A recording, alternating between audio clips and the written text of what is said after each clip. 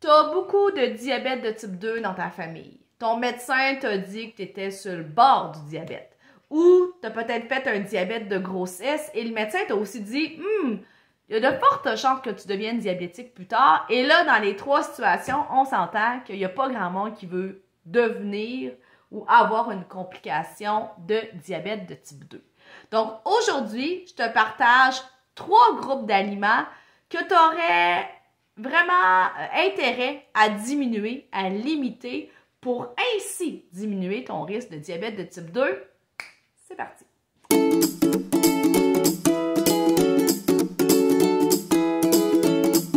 Allô, moi mon nom c'est Véronique Plante, je suis nutritionniste diététiste professionnelle ayant un énorme intérêt pour la prévention du diabète de type 2 et pour le diabète de type 2. Pourquoi je capote autant là-dessus? C'est que 60% des cas de diabète de type 2 pourraient être prévenus par un mode de vie plus sain, incluant la saine alimentation. Donc, tu as un pouvoir sur ta santé, puis je veux te le faire réaliser. Donc, aujourd'hui, je te partage 3 groupes alimentaires que tu aurais avantage à diminuer pour diminuer ton risque de diabète de type 2. Qu'on se comprenne bien ici, là, ces 3 groupes d'aliments-là, si tu en manges, te mets pas automatiquement diabétique. Sauf que si tu dépasses les recommandations de façon chronique et répétée, ça augmente ton risque. Puis encore là, il y en a qui vont dire « Je fais tout ça, Véro, puis ma mère a toujours fait tout ça, puis personne n'est diabétique chez nous. » Il y a d'autres facteurs de risque aussi. OK? Donc, on en prend puis on en laisse, s'il vous plaît. Mais je pense que c'est important d'avoir ces notions-là de base. Donc, groupe alimentaire 1, la viande rouge. Donc oui, les études tentent à démontrer de plus en plus qu'une personne qui consomme plus de 250 grammes de viande rouge par semaine augmente son risque de diabète de type 2. Pourquoi? Possiblement à cause de l'apport en gras dans les viandes rouges. Ce gras-là qu'on dit saturé est reconnu comme un facteur de risque. Aussi le fait que, bon, souvent, on a des patterns qu'on appelle en nutrition. Souvent, nos grands carnivores, c'est pas ceux non plus qui mangent le plus de fruits et de légumes, pour dire quelque chose. Je veux pas généraliser. Écrivez-moi pas des âneries dans les commentaires, mais c'est des choses qu'on voit. Peut-être c'est pas ta réalité non plus. Donc, et aussi, on sait que la viande rouge crée un état inflammatoire un petit peu plus élevé dans le sang. Et qui dit inflammation dit risque augmenté de maladies chroniques, dont le diabète de type 2. Deuxième groupe alimentaire pour diminuer ton risque de développer un diabète de type 2, c'est la consommation de boissons sucrées. Quand je parle de boissons sucrées ici, je parle tant, oui, des thés glacés, des limonades, des cafés aromatisés avec plein de sortes de sirops à l'intérieur. On va parler également du jus de fruits dans cette gamme de produits-là. Donc, du Gatorade, du Powerade. Donc, tout ça fait partie de la grande famille des boissons sucrées. Et les recommandations ou les études nous démontrent que dépasser une tasse par jour de boissons sucrées de façon chronique et répétée, encore une fois, va augmenter notre risque de diabète. Et celui-là est peut-être plus facile à comprendre, c'est que c'est du sucre à l'état liquide. Et si j'en consomme trop à tous les jours, ce sucre liquide-là va avoir tendance à s'accumuler au niveau de notre foie sous forme de gras qu'on appelle le foie gras. Peut-être que ça dit quelque chose. Et quand notre foie est gras, ça vient aussi perturber le fonctionnement du pancréas qui, lui, gère ton taux de sucre.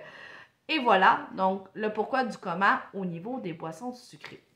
Le troisième groupe alimentaire pour diminuer ton risque de diabète de type 2, et j'ai nommé les charcuteries, les viandes froides. Dans ce groupe-là, ce qu'on va nommer, ça va tout ce qui est les saucisses à déjeuner, le bacon, les viandes froides italiennes comme le prosciutto. Désolée, je ne sais pas si je l'ai bien dit, j'ai une amie italienne, peut-être qu'elle va me chicaner pour ma prononciation. Tout ce qui est le salami, le jambon froid, la poitrine de dinde tranchée. Donc, tout ça fait partie de la charcuterie. Et ça, les charcuteries, je dirais, ça fait très longtemps qu'on le sait en nutrition. Il n'y a aucune étude qui a démontré des bénéfices à la santé par le haut niveau de transformation, la quantité de sel très élevée aussi, les nitrites qui sont présents à l'intérieur qui auraient un rôle dans le développement des maladies chroniques comme le diabète de type 2. Donc, au niveau des charcuteries, là, c'est encore plus rigide comme recommandation, c'est de tendre vers le 0.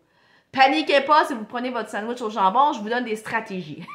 Maintenant, quoi faire avec ces recommandations-là sans virer fou? Parce que manger est un plaisir de la vie, mesdames et messieurs, et j'y crois fermement. Donc, numéro 1, c'est de mettre de la variété. Donc, si je suis habituée à manger toujours de la viande rouge, si je reviens à mon groupe d'aliments numéro 1, bien, est-ce que je peux intégrer plus souvent de la volaille? Est-ce que je peux intégrer plus souvent des omelettes ou des œufs dans mon menu? Est-ce que je peux intégrer plus régulièrement du poisson, des fruits de mer, du tofu, des légumineuses? Donc, comme ça, si ça varie, ça va être facile de diluer un petit peu plus la consommation de viande rouge.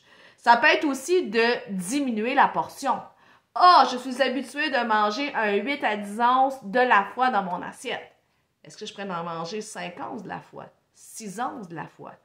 3 onces et demie de la fois? Parce que je me rends compte qu'à chaque fois que je finis mon repas de steak, je me sens plein, je me sens ballonné. C'est un signe que ton corps t'envoie pour dire je pense que tu as peut-être mangé un peu trop. Et un autre truc qu'on peut faire aussi, c'est de substituer. Hein, je dis aux gens, on parlait des charcuteries tout à l'heure, un sandwich au jambon.